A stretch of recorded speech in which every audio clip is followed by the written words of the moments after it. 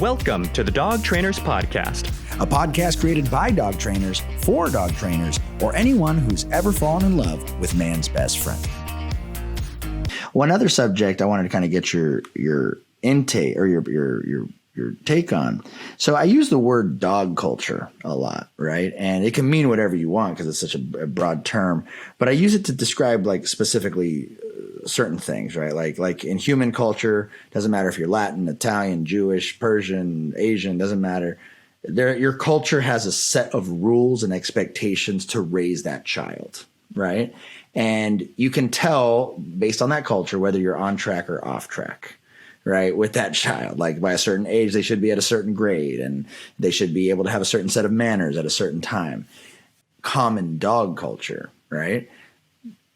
People's common dog culture is the only rule that they have is like, just don't be bad. Right.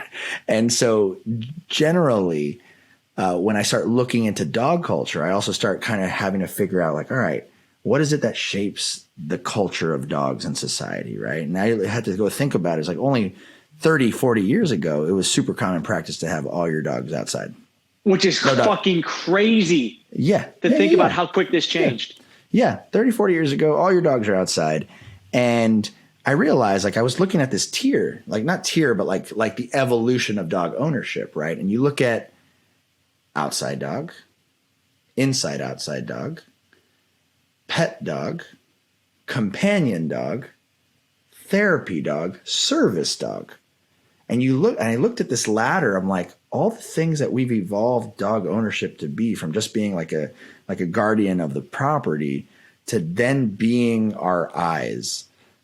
You know, like how crazy of an evolution that is. And all of that's within the last 40, 50, I don't know. I don't know the exact numbers, but it's very recent, like within most of the population's lifetime, right? Or some of the population's lifetime. And so it's interesting because, you know, we train a lot of companion dogs, right? And the way I would identify that companion dog is that dog has to be half dog, half human, right? In a way, they have to have the same social skills, the same self-control, because if you're going to be in public around many things, you have to have certain social norms to have that animal in public, right? And so what I see kind of this juxtaposition in culture, right? Like what kind of dog I want to raise versus how I'm raising the dog. And I'm kind of just mimicking what I did when I was a kid. And there's a conflict there. And, you know, when my parents said that, you know, I should keep the dogs outside, or I never had dogs when I was a kid. So there's all these different things. And I guess I'm painting this picture because ultimately I want to talk about this concept that I'm just calling dog culture. What would you like to see change in common dog culture? I would. There's a lot of things. I can go through quite a few if you have the time. So what I want to see is the way that we approach other people's dogs, right? So the first thing that we're always taught in dog culture is how to approach a dog, right? You're taught as a kid, right? What's everybody taught? For whatever reason, this thing, the handout. Like, why is that a thing? Who said that that's what has to happen? Who said dogs can't sniff from 7 feet away? Right? They need something right in their personal space. I would also like to look at a dog as like, you know, this whole term fur baby or fur child or fur dog. We've heard all this bullshit, which I love that people love their dog, right? But you know, that old saying, man, that if you treat your dog like a human, they're going to treat you like a dog is so fucking important. I love that. I've never heard that. I love that. Oh, then I'm patenting that. Steal that one. Put that one on my tagline. You probably stole it from somebody. I know you, Vinny. Edit that one out. Yeah. but that is the God's honest truth, right? You know, so it's like, well, I don't give my kids everything for free. Why do we give dogs everything for free now just because they're cute? Right. Just because my dog is adorable doesn't mean that I did that with a couple ex-girlfriends and it didn't work out too well. No, it never does. It never, you get bit. You get bit multiple ways, right in the ass. You get bit in the butt. Yep. Yeah. I appreciate you guys not swearing on the podcast. It looks good for my image. Thank you guys very much. Shut the fuck up. But no, we do give dogs everything for free. And I would like people to go back to a system of where dogs actually have to earn everything, right? You have to earn the ability to get onto a couch. You have to earn the ability to go out a door, right? As simple as to go out a door should be earned. It shouldn't be just given for free, because then the dog is going to make his own decision one day that, hey, I can walk out the door. And at that time, there could be a truck that could be going down. So just for dog safety reasons, I think that everything, food should be earned. It shouldn't be given for free. And that's another thing that should change in dog culture. Who the fuck said dogs need 2 meals a day? Right? Like why everyone? When in the wild did they ever have 3 meals a day?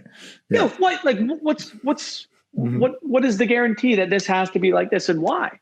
Why can't I just say, okay, well, you need a specific calorie intake, and I understand you need a specific calorie intake, but why do you need it at these times? And when you give that, that much away, especially at the beginning for a puppy, oh my God, you're wasting so much. So, freedom, I think should be earned. I wish that would change in dog culture, but here's the thing. Dog culture also mimics child culture. And I think with kids, it's the same exact way. They're given an iPhone, they're given all this shit, right? And they're spoiled, and there's overprotection, there's coddling. Yeah. And the kid is going to be set up to fail when he's 18 years old, and he finds out that life is not like this anywhere else except inside my home. And the dog is the same exact way, because inside my home, I live by these variables and these rules, and I go outside and there's a little bit of stress, and the dog shuts down. Right. And we blame it on that moment when we didn't blame it on the fucking 6 months that I spent raising this dog to fail in this specific moment. So, I like to change that freedom should be earned. I like the idea of that. Maybe I shouldn't go greet other, small segue here, Brent, small segue. Do it. Yeah, I have to, right? Like, why do people feel like they have the right to pet other people's dogs? Like, when the fuck did Well, yeah. Like, just imagine this, though. Imagine that you walked up to somebody and you just had a shirt on that said, "Ignore my dog," with a Say One dog training patch on. Oh, what a great idea. Brilliant. Right? Well, where can hey, Vinny, where can I get a shirt that says that? I wish I knew, but I think there is this Say It Once dog training website that has a merch page that sells shit of the nature. So what would that dog training website I've heard of that page. Yeah, sayitonce.dogtraining.com. HTTPS www. Yeah. Yeah, sayitonce.dogtraining.com. That's great. That's great. But it's a fascinating point that you bring up there, because I've even seen videos specifically about this. It's like, tell them no.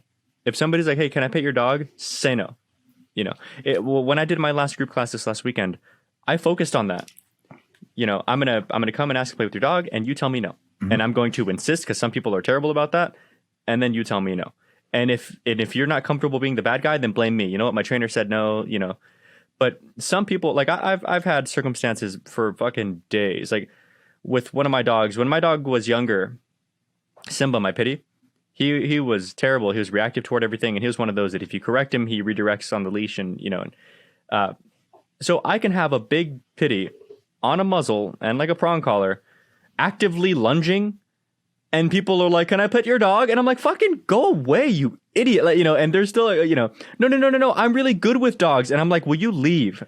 And like nothing upsets me more than this. So like, somebody goes, "Sorry, go ahead, go." Somebody goes, "Can I pet your dog?" And they're like, and I'm already like, "No, go away." I'm putting my hand out, and I'm holding him like backwards in my other hand, so I'm like, I'm creating a space between us with me in the middle. And as I'm telling them no, and he's lunging over here, by the way, they're walking around my arm. So I'm like following them in a circle. I'm like, "Yo, will you back up?" And then when you finally have to get mean about it, then they're like, "Oh, this guy's such a dick." And I'm like, I like to go from the get go and just say, "Oh, he bites." Oh my God! Yeah, but he does does in public. He's on a muzzle and he's lunging. Yes, he bites. And then the final cherry on top is a fucking do not pet vest. And still, "Can I pet your dog? Can you read?" But it's that, or like nothing will have ever upset me as much as this. So I used to live in an apartment in Central Cal when I first got my dog, and this is that story: lunging, muzzle, everything. It was an apartment complex, and my neighbor, like the inside of the complex is like your door faces their door across the courtyard. The lady's outside in the front, watching her children walk up to me and my lunging, barking giant dog with a muzzle on, trying to touch him. And there's like 3 of them. So I'm trying to like keep space. Like, "No, you guys back up, back up, back up, back up." She's staring right at me. And I'm like, hello, and my dog goes, "Row," and, and he gets right in one of the kids' faces, and one of the kid freaks out. And then the mom all of a sudden, "Oh my God." And I'm like, "Bitch, where were you 10 fucking seconds ago? Like, come get your 9 children. How about that?"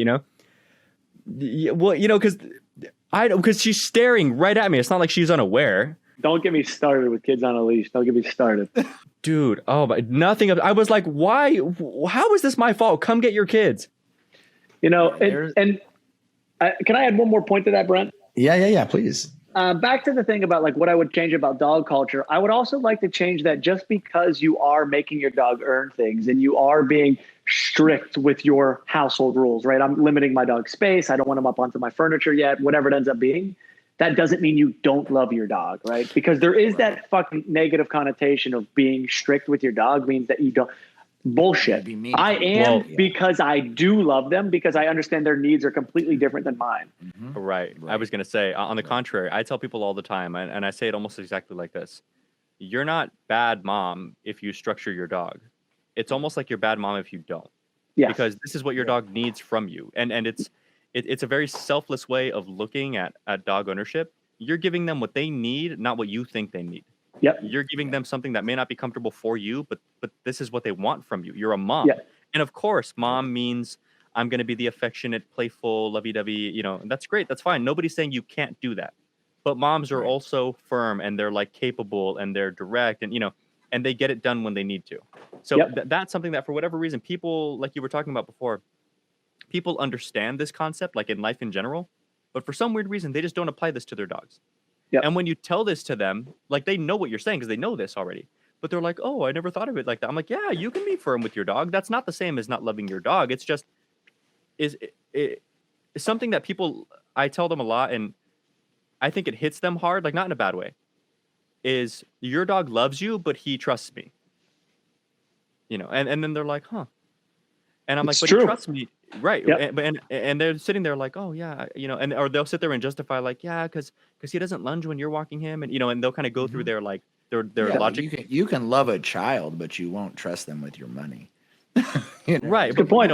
But you know, it's fascinating when the child's the one who doesn't trust you. Yeah. You know? No. So, I know. I'm just saying how love and trust can happen in a different form. You know. Right. So. You know, then they kind of start justifying like the logic in their own head of like, yeah, I think you're right. And then they start explaining why they think I'm right. You know, when he's at your house, he's really good. He doesn't do this or that. And I'm like, the reason why he trusts me is because I'm trustworthy. And the reason why I'm trustworthy to your dog is because I give them what they need, not what I want to give them. I like dogs too. I'd love to cuddle with them too, but I know they need X, Y, Z, and I do it consistently over and over and over. So they look at me as that person. So I see these paradoxes in dog owners, right? And the common population. We think dogs are dumb and smart at the same time. Okay? Like we're so impressed with the fact that they gave you a paw, right? Like so impressed, even though it's so simple. But at the same time, people think their dogs are also smart enough to like plot out plans against them, you know? Yeah, to, like, and shit in the house out of spite because they let in the house out of spite. Right. Yeah. And so that's an interesting like conundrum, right? Yeah. And ultimately, when it comes to the society and culture, like there's a lot of these confusions. Like we think two things are different at the same time. And so like, what is it that leads to everybody wanting to say hi to a random dog? I mean, I understand having a love for an animal, but personally, what I think, a lot of people need to get bit more by animals and respect animals a little bit more, right? Because, you know, there kind of comes this thing, it's like the further away you get from animals, the more you kind of, I don't know if commoditize is the word, but like you think that there's something super special and cute all the time, and you kind of lose respect for them as a creature, right? Yeah. Think of it like 100 years ago, a polar bear was fucking scary to somebody. Nowadays, like every kid has it's a Coca-Cola commercial that you see in December. Now it's a absolutely. Coca-Cola commercial, right? And I was going to go with the same thing. I was going to say this is all 100% Hollywood and, you know, and just media in general of how dogs are portrayed. And that's, once again, that goes per breed or dog in general. Yeah. But see, my question always alludes to, okay, so with that all being said, because I don't disagree with any of it, but now what? Yes, exactly. We're all dog trainers, right? We all have a decent platform in one form or another. So how do we push this then? Yeah. So and two points I'd like to make this. One, I would love to, if we ever got the chance to sit down again, I would love to sit down again too and talk about how, you know, even how dog trainers should use their I know we talked briefly about how they should use their social media platforms to kind of create a persona and or a relationship with their client beforehand. But then I would love to talk about how do you do that, right? Saying it is one thing, just like saying to a dog, I need you to come, I need you to sit. But how the fuck do you go through the steps to do that? Because that is let me actually read you that question from that person that follows you that actually reached out to us, because I think it's on the same line. Oh no shit! How about that? Yeah, let's do that. So here's a question. Is it that person that was like, funny enough, they reached out to us like yesterday or the day before, and we're like, hey, you guys should have Vinnie on, and we were like, yeah, check it out. So this is the guy's name is Ross McNamara with Mac Dog Training. So guys, go ahead and follow him if you're listening to this podcast. So he says, hey guys, I'd love it if you had Vinnie on from Say It Once Dog Training. And I said, hey, well, you're in luck because we're literally interviewing him like in 2 days. Yeah. And I said, thank you so much, Ross. Thanks for listening. I said, let us know if you have any questions for Vinnie. So he goes, great. So he goes, thanks so much. We appreciate you guys responding. It's nice to hear back from you guys. I've been learning so much recently.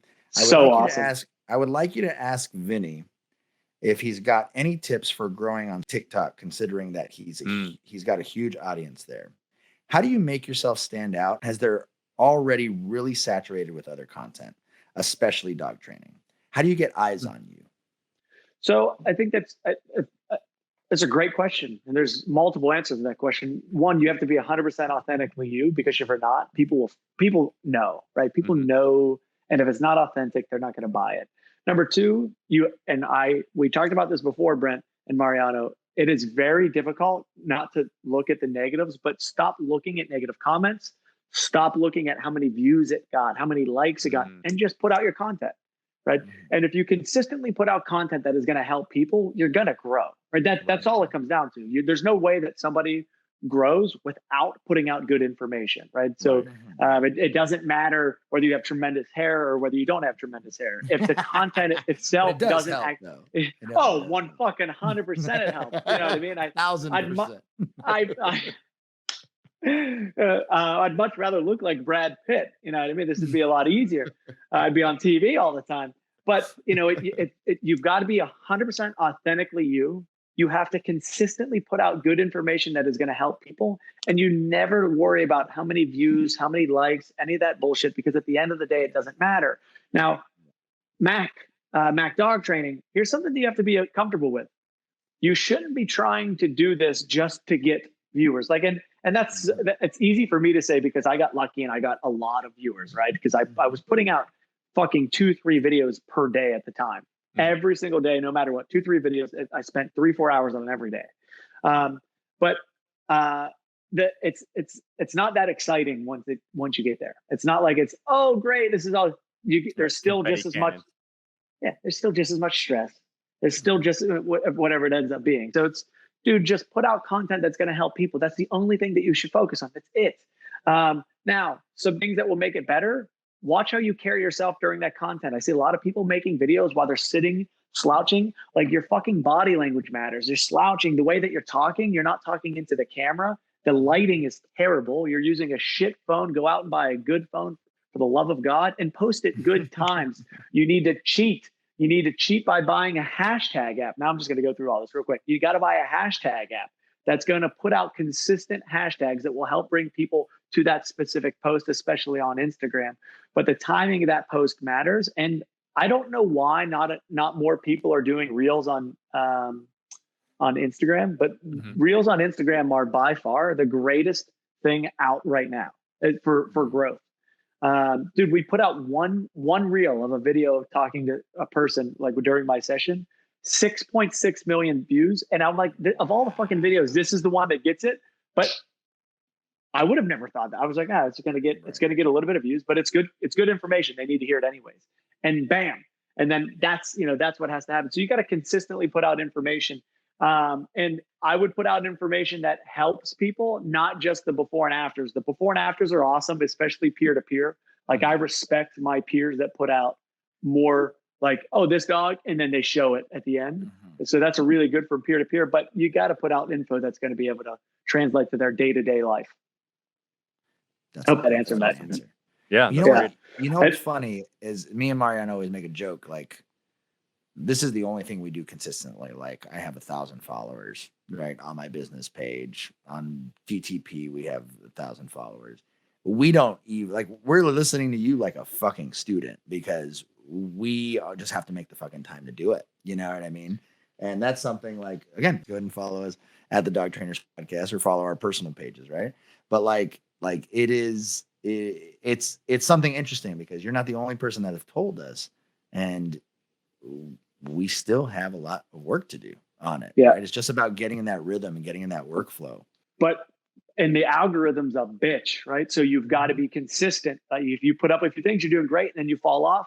So you literally got to put a reminder on your phone. And I'm looking at Mac's Instagram, right? And he's got a really bright yellow. He's got bright yellow on his pictures, right? Which is nice.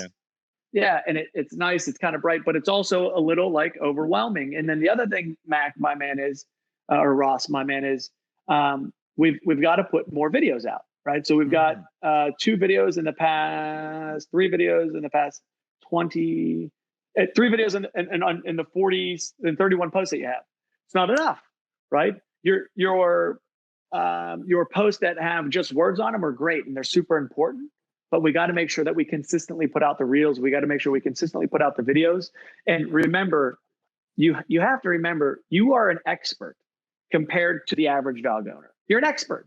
They're going to listen to what you say. And that's the benefit of you go into somebody's house or wherever it is, you are already in the driver's seat, right? Even if you weren't an expert and you went in there, they think you're in the driver's seat. So Mac, my man, don't be afraid to put out. And then let's see its consistency. So we've got 3 things since May 30th, right? That's a month, right? That's not enough. Mac, Ross, bless your heart. Ross, I need 3 things every day. And if you give me 3 fucking posts every day for a month, I guarantee you quadruple your followers. I would guarantee it. And if you don't, I will pay you $1,000 out of my own pocket. But if I'm only putting up 1 post every week, how can I expect my dog to walk well on a leash if I fucking practice for 15 minutes a week? Right. You can't. You've got to be really consistent about it. And then the big thing is interactions, right? You got to interact with your people, right? Because those are the ones who share your shit. Those are the ones that put out. Don't be afraid to even interact a little bit more than you typically would. I was listening to Sean Osei talk about how he doesn't like to text his clients, right? Mm-hmm. He wants everything through email because he doesn't want them to think they can reach him 24/7 because you guys know it does get overwhelming. Oh yeah. Yeah. They'll reach it at 10 o'clock at night. 2 in the morning. Oh yeah. And it's overwhelming. So it's like, okay, hey, if I want more followers on social media, this is what I have to do. I have to put in more work, and I have to be willing to do some things that maybe I don't want to do all the time. Like I got to message people and comment back. But yeah, it's all you guys said it the best at the beginning of the show. How was your first episode of your podcast? Oh, it's fucking horrible. Okay, how many episodes have you done? This is now 52? 52. 52. Yeah. Yep. Perfect. So your 52nd one was the best one you've ever 53. Done. It's brilliant. It's actually a thing. This is 53 now, actually. You're right. The 52nd one. Yeah, but I think you're right. The 52nd one was the best one. You son of a gun. We got to grab some beers. One of these. When are you going to be on the West Coast? I'm not sure yet. I'm coming out. It's probably this winter. I made it dead set. Are you doing the seminar circuit? Are you doing seminars and stuff? Nope. No, yeah. Just growing the company right now. Nice. All right. I tell you what. I have a nonprofit I'm working on this year. I'd love to come and speak if you can. I would love to. Well, actually, too. That. All right. By that exact same vein, this actually goes for both of you guys. So, I work here with the local foundation, Phoenix Metro Chamber Foundation, and we throw major pet adoption events twice a year. We have one in December that I'm speaking at. And if you guys are free, it's December 18th, I believe. It's a Saturday. I'll double check and get back to you. Mm-hmm. But if you can make it out, I'd love to bring you guys out and we can all talk a little bit. And just even if I can't make it out, I'll bring awareness to it at a bare minimum. Please, yeah. I'll send you the info. Yeah, absolutely. Both you guys. I love it. Well, I have a very traditional question that I ask a lot of our guests. Okay. Anything you want to go over before we dive into that, Mariano? Nope. Go for it. All right. So here's our question. Back when we were talking with, we started with Tyler Muto, And every guest since then, we've compared dog training to art, right? Dog training is art, right? Jonas says dog training is jazz, man. He always says that, right? And as artists, right, you know, there's different tools in an artistry toolbox. There's different, you know, techniques and approaches and all these different things. And the question is pretty much, you as an artist in the dog training arts, what is in your artist toolbox that you feel allows you to be Vinnie, to be as effective as you are, to be an entrepreneur like you are, to be the best boss that you are? What is it that allows you to be an effective dog training? I'm extremely empathetic and I can connect with people very easily. I've never had a problem connecting with people, and I use that to my advantage because everyone has something that is a pro, right? Everyone has an advantage. You just got to find it and you got to fucking double down on it. So for me personally, it's my ability to connect with people, to get them to follow me, trust me, and to make sure that I motivate them to do well, right? So of all the things that I do, I have no doubt in my mind that is by far is the best. Is just the way that I connect with people, work with them, and I mean you're coaching. It's like anything else. You're literally coaching them step by step. Right. So that's my best tool in my toolbox. It's what it all comes down to, is just my way to speak to a person like they're my brother and my sister, and move on from there. Fucking love that. Awesome, man. Fucking love that. Well, I think it's about time we wrap up this podcast. We got to have you back on. We definitely, dude, absolutely. It was a blast, man. Every now and then when we get a guest on who's just not just an amazing dog trainer, but an amazing communicator and a great teacher. To me, I always look at like, that's the best way for us to rank our skills, right? As educators and coaches and teachers, like the gift of gab is something that, you know, can be learned. And there are people who are talented, but then there's also people who bust their ass to get really, really good at it, right? And so, you know, all the information that you've been given is going to be super helpful for a lot of trainers out there. So thank you so much for being on, man. So you guys can go ahead and follow Vinnie Somma at Say It Once Dog Training. And you don't have a personal, you just have the company, right? That's it. Yeah. Right on. And you guys can go ahead and check out his content. You guys can also check out Mariano at Untamed Dog Co. And you guys can check me out at Canis Behavior. But we really thank you guys for joining us on episode 2 of season 2. My name is Mariano Alvarez. I mean, not my name. What? Your name is Mariano. I'm tired too. You guys suck. I got to do this. My name is Mariano Alvarez. That's Brent LaBrada. That's Vinnie Somma. And we thank you guys for being the best listeners in the world. Thank you. Good night. Good night. Bedtime. Good night. Sweet dreams. Thank you for listening to the Dog Trainers Podcast, a podcast created by dog trainers, for dog trainers, or anyone who's ever fallen in love with man's best friend. We really hope that you enjoyed this episode and can't wait to be back with you guys. Be sure to follow us at Dog Trainers Podcast on TikTok, Instagram, and YouTube. And don't forget to punch the hell out of that subscribe button and leave us a review. Remember, guys, this is your podcast. You're the best listeners in the world, and we'll see you next time.